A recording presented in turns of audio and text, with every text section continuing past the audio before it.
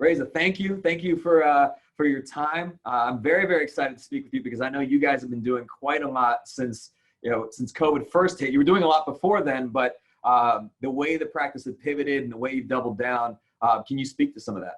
Yeah, absolutely. And Michael, thanks for having me on. I think early on, we recognized that something big was happening. Before about a year and a half ago, we really made an all-in investment in our technology.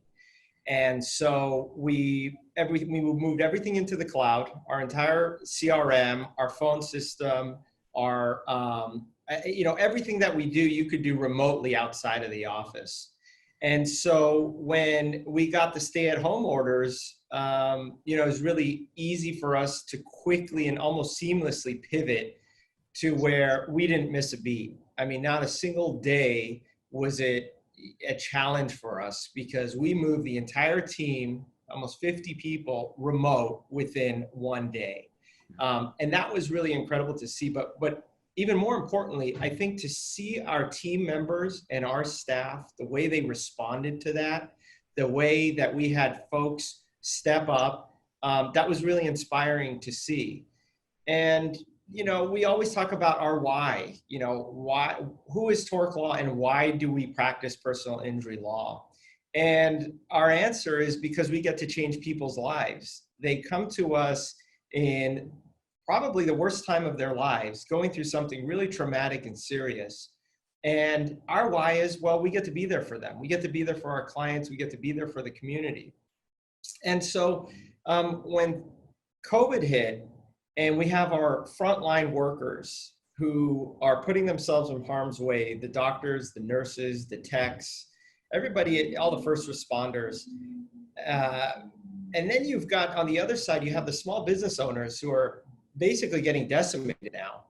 We thought, what a great way to help out the small mom and pop shops and also say thank you to our frontline healthcare heroes. So we got together and we started delivering lunches and meals. So we would identify a local mom and pop shop, we'd purchase meals from them, and then we would go to the hospitals or the facilities that are treating these COVID patients or really high exposure patients. And it's been an incredible response because once we started doing that, we've got, other firms and other companies who've called us and said, hey, we want to help. We want to purchase. We want to, what can we do? How can we get involved? And that is really inspiring to see. During a time like this, everybody stepping up collectively, wanting to help. And I think it's just a natural reaction as to who you are and the good we want to do as humans. And all this was started because a staff member of ours is a nurse at a local facility, and they actually didn't have masks. So really quickly, we were able to locate and purchase 15,000 masks, hospital masks, and we distributed them to the local hospitals that either didn't have masks or the staff was having to use these basically one-time use. They're made for one-time use, and they were using them for days and days. And so we dropped those off, and that sort of spun into this now lunch and meal program, and we're calling it Lunches on Lawyers. I love it. I love it. And you and I were talking about this even before we started, in the sense that a lot of firm owners and businesses say that they care, right? That they care about their clients, they care about their communities, and it's convenient to care in prosperity, right? So you mentioned that, to quote you, that to not follow through on those things during, periods of, let's say, downturn, adversity, and so on. So you'd be very hypocritical or full of shit potentially, right? So meaning that to say we care about our clients, our team, and our community, then something like this hits, and to not do things to further support those causes. I mean, what are your thoughts? Well, look, what a great opportunity right now to truly show the community, your clients, and your entire audience who you really are. Are we a firm that says we care in our advertising and we say all these things and never deliver? Or are we really those people? I mean, what an opportunity right now to truly show who you are as an organization, who you are as attorneys, who you are as compassionate members of this community. And I think the people who are genuine and who are authentic and who truly do want to make a difference, it's pretty easy to see who those folks are. Now, another thing I wanted to talk about, I know you guys have done, is that during this time, undoubtedly, a lot of firms around the nation, they're cutting back, whether it's cutting back on, laying off team members, other investments in the firm, marketing and advertising. But you guys instead did the opposite. You actually increased all those things. What was the thought behind that? Absolutely. And look, as a firm owner and founder with, blood, sweat, and tears to create this practice, and I could never do it without our staff, and you could never do it without the folks that are with you that have been there for you. So the very first thing I did is we called an all hands meeting with the team, and I said, look, there will be no layoffs, and we're not furloughing people, and it's full steam ahead, and we all have to pull together. This was very, very early on. And I think they really appreciated that, because as a leader of an organization, I think you have to instill confidence. You have to be there for your people. And I said, look, the last thing I do would be let people go because we hit some bumps. Yeah. And I feel that that's, as a leader, it's an obligation. I mean, if you don't do anything else, if you absolutely don't do anything else, in times of difficulty and crisis, you have to take care of your people. And I truly believe that. And so I made sure that our team got that message. And I tell you, Michael, we have never communicated better as a team. We put systems in place where we are meeting daily, multiple times. Our productivity is through the roof. And as a result, what we did with our marketing and advertising is we doubled down. I mean, we said, look, here's an opportunity for us to capture more of the market, which is happening. Here's an opportunity to say, hey, we are here. And we're going to continue because, this is who we are. It would have been really easy for us to fold our cards, lay off the staff, cut back your marketing. I mean, how easy would that have been? But this is going to end, and we're going to come out of it. And I think the really important thing we have to ask ourselves is, what do we want to represent during this time? And then when we come out, I mean, what are people going to remember? And they're going to remember how you responded. They're going to remember how you reacted. Your staff is going to remember, did you take care of them? And were you a steady leader who got us through this and made us better and stronger? And I can tell you, we are going to be a better and stronger law firm when this is all over. I mean, I already feel it.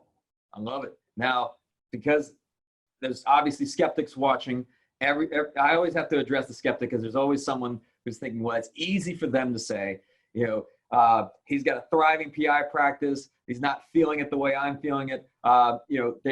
It's easy to make those decisions when you're in a good cash situation, all these different things. But I know you've been busier than ever.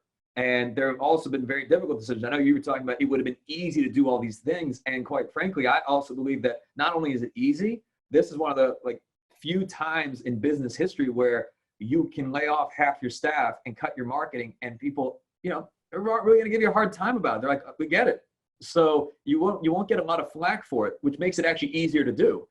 So I guess my question with all this is, to the person who's thinking, well, it's easy for you to say, what have been some of the difficult decisions? Where have things gotten more challenging? Like I said, I know you're busier than you guys have been before, but just to be able to speak to some of that. Yeah, absolutely. And so I think the important thing is, these are not easy decisions to make. It's not easy to have a staff of almost 50 people and not know what's going on. I mean, these are all very difficult decisions, but I think if you're true to yourself and you believe in your practice, you truly believe in what you are doing, then it becomes you pick A or B. You pick A, you're going to continue to believe in your practice. You're going to continue to believe in your people, your fundamental core beliefs and true values, or you turn in your cards, because that's an easier decision, right? And you're not going to have to worry about the unknown. But it's very difficult decision to know you're paying rent for office space that you're not using. Mm-hmm. I mean, that's not an easy thing.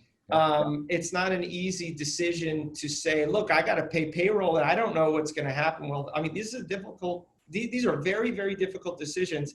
But if you believe in your organization, you believe in your people, you believe in the fundamental values of your company, I think it becomes clear. And look, it's gut check time. And it's time to really look in the mirror and ask yourself, look, can I lead this organization through this difficult time? And can I get us out of this thing? What's been the biggest lesson that you've learned just over the last, 8 or so weeks?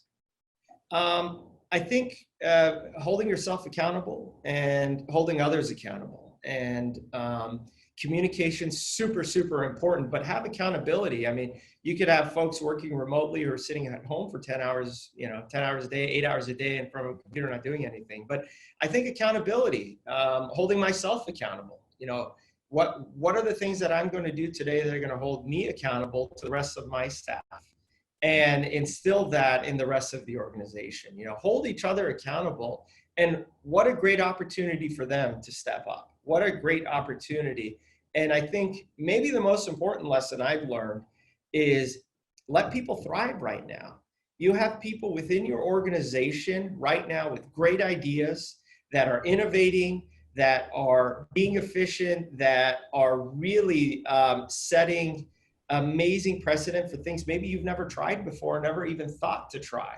So, look within your organization, look for those leaders, look for those folks that really are making a difference every day for you. And then to close this out, Reza, looking ahead, let's say 6 months from now, 9 months from now, as we move through this, how do you believe things will change in the legal landscape, and particularly just for what does it look like when the smoke clears, in terms of not just law firms, but how law is even being practiced? Look, I think we're going to be a lot more efficient. I think things are going to be a lot more streamlined. Technology is going to be used a lot more. I think instead of, having an attorney sit in traffic for 2.5 hours to go to court for a 10-minute hearing, I think you'll be doing them via Zoom or some form of technology. I think we're going to come out of this thing, it's almost like a technological revolution that's happening, where we're going to come out of this thing a lot better, a lot stronger, a lot more efficient. I think there'll be things that we won't be doing anymore in terms of the way things are handled with the courts. And just as companies and organizations, I think we're going to find a lot more efficient ways to really do things that we used to waste a lot of time doing. Love it. Reza, thank you so much. I hope the people watching this, if you take away nothing else, it's just that decisions like these are very, very challenging to make for everyone. But since when did, the easy at any point get your business anywhere? So to my experience, it hasn't. So traditionally, it's never been the easy things that made, forward progress. And decisions like these, I think, really show leaders and their teams and their communities who they really are.